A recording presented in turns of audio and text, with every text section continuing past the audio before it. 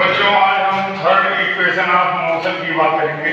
Third equation of motion.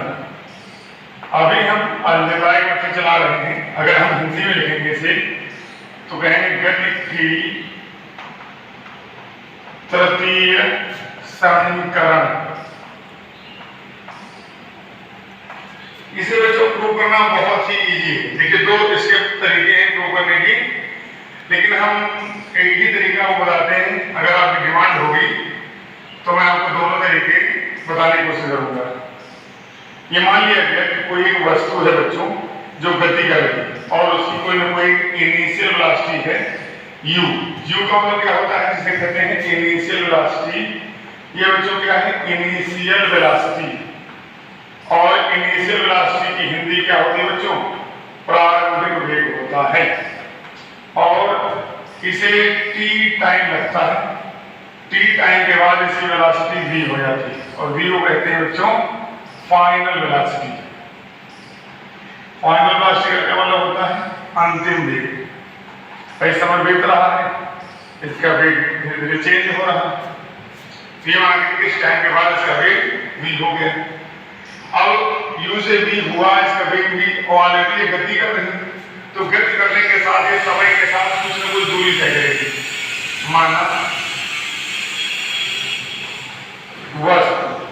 माना वस्तु और ऑब्जेक्ट जो कवर्ड डिस्टेंस है, covered distance in a fix direction. इसे क्या कहते हैं बच्चों, निश्चित दिशा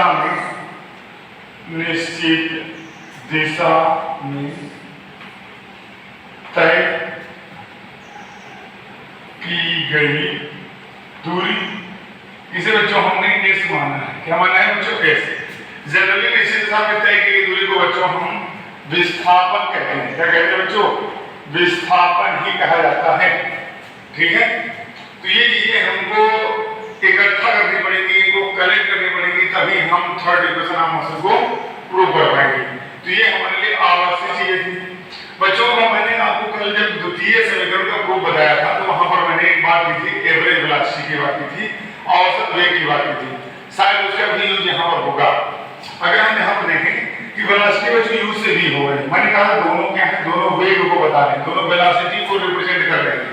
तो जब दोनों वेलोसिटी को रिप्रेजेंट कर रहे हैं, जब एक ही फिजिकल क्वांटिटी वेरी कर जाती है टाइम के साथ और उसे हम एक बार ही यूज कर जाते हैं, उसे एक वर्ड में यूज कर जाते हैं, उसकी वैल्यू सिंगल होनी चाहिए, तो वहां पर उसका एवरेज दिया जाता है। क्या दिया जाता है, एवरेज। एवरेज वेलोसिटी का मतलब होता है हिंदी में औसत वेग। और यहाँ पर औसत जो निकाला जाता है तो जितने टर्म होते हैं उनका योग होता है और उनकी संख्या से क्या किया जाता है, डिवाइड। जैसे मान लेते हैं कि हमारे पास x1, x2, x3, x4 and so on बहुत से टर्म हैं। तो इनको जो क्या करते हैं, मान लेते हैं n तक जा रहे हैं, xn तक जा रहे हैं, तो यानी इतने टर्म इनको जोड़ लेंगे, यानी समेशन x हो जाएगा और इनकी संख्या n है, इसे करते हैं डिवाइड। तो जितने टर्म होते हैं हम सबको जोड़ते हैं और उनकी संख्या से करते हैं डिवाइड, तो हमें बच्चों मिलता है एवरेज। क्या मिलता है बच्चों, एवरेज। और एवरेज को हिंदी में कहते हैं औसत। तो यहाँ पर जो हमारा औसत वेग होगा बच्चों वो होगा v + u/2। बस ये हमारे लिए बहुत ही आवश्यक था और इसी से हमारी क्वेश्चन प्रूव होगी। तो हम यहाँ तक इरेज कर रहे हैं, इस सभी को एक ही जैसे बना लिए हैं, इसको हम मिटाने आगे बढ़ते हैं।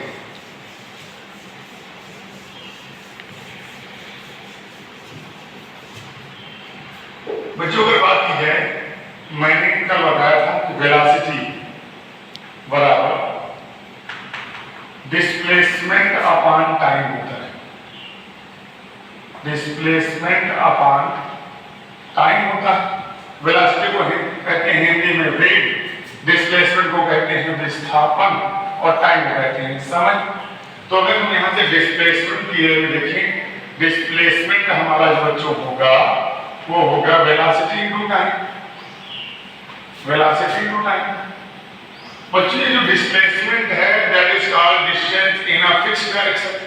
तो अगर हम यही चीज अप्लाई करें, distance in a fixed direction, distance in a fixed direction, और ये बात मैं पहले कर चुका हूं कि distance in a fixed direction एक निश्चित दिशा में दूरी, एक निश्चित दिशा में दूरी।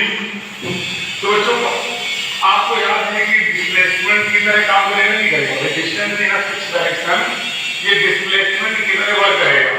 तो यहाँ पर भी वेलोसिटी और टाइम आएंगे, लेकिन यहाँ पर अभी हमको जो फाइंड वैल्यू है बच्चों वो एवरेज वेलोसिटी, कौन सी वेलोसिटी है, एवरेज वेलोसिटी।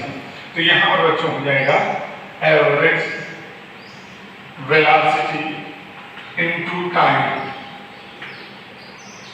इसको बेटा हम एस मान लेंगे बच्चों, एवरेज वेलोसिटी हमारी v प्लस u अपॉन 2 हो जाएगी और टाइम t हो जाएगा। अगर हम थर्ड इक्वेशन को लिखना चाहें तो थर्ड इक्वेशन हमारी v स्क्वायर बराबर u स्क्वायर प्लस 2as होती।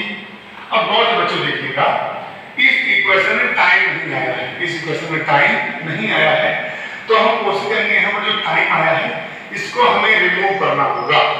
तो बच्चों इसको रिमूव कैसे करोगे, आप लोग एक्सेलरेशन का फार्मूला जानते हैं, k बराबर v minus u upon t। अब बच्चों अगर हम t की जगह पर a लाएंगे तो a की जगह t आ जाएगा, नहीं आ जाएगा। तो हमने क्या कर लिया, रिप्लेसमेंट के लिए म्यूचुअल रिप्लेस कर लिया, यहाँ से यहाँ a की जगह पर t और t की जगह पर t। तो बच्चों मिल गया t बराबर v minus u upon a। बच्चों ये वैल्यू जो है t की, इस वैल्यू को हम इस इक्वेशन में क्या कर देंगे, रिप्लेस करा देंगे। क्या करा देंगे बच्चों, रिप्लेस करा देंगे। तो हमें जो नेक्स्ट मिल जाएगा बच्चों वो मिल जाएगा v plus u upon into v minus u upon a। तो ये बच्चों हमारे पास इक्वेशन आ गई। अब यहाँ पर आगे अब हम इसको क्या करेंगे, आगे सॉल्व करेंगे। तो इसको हम इरेज कर देंगे, सभी को हमें ये बातें समझ में आ रही होंगी।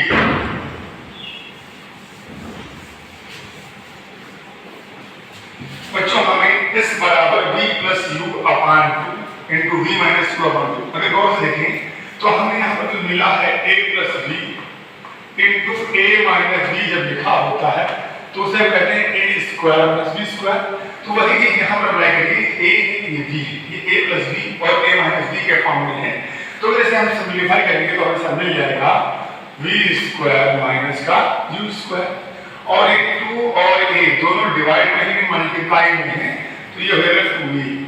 अब बच्चों करेंगे क्या, हम क्रॉस मल्टीप्लाई करेंगे। क्या करेंगे बच्चों, हम क्रॉस मल्टीप्लाई करेंगे यहाँ से इसको यहाँ से, तो मिल जाएगा v square minus u square बराबर 2as।